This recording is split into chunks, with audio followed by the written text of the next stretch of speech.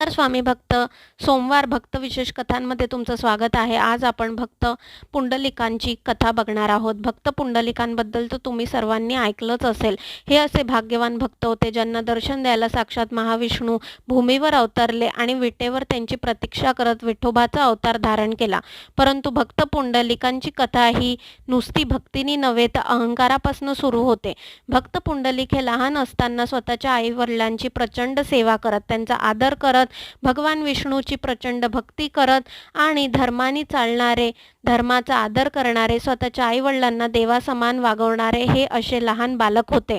परंतु जसे जसे ते मोठे होत गेले, चुकीच्या संगतीत आल्यामुळे त्यांनी त्यांचा धर्म भ्रष्ट केला, स्वतःच्या आईवडिलांचा निरादर करू लागले आणि विष्णूच्या भक्तीपासून ते लांब झाले.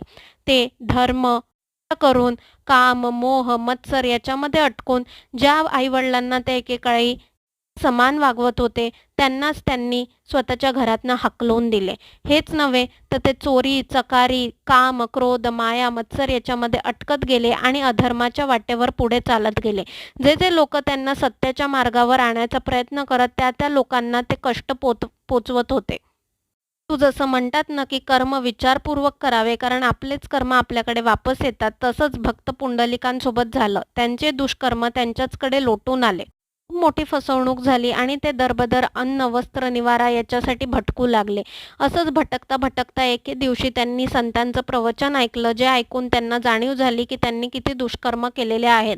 त्यांना त्यांच्या आईवडिलांचा अनादर नव्हता करायला पाहिजे. स्वतःच्या कर्मांच्या पश्चात्तापासाठी ते स्वतःच्या आईवडिलांना दरबदर शोधू लागले.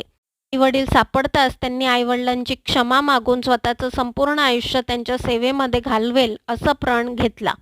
रात्री जेव्हा पुंडलिक स्वतःच्या आईवडिलांची सेवा करत होते तेव्हा भगवान विष्णू प्रसन्न होऊन त्यांना दर्शन देण्यास आले.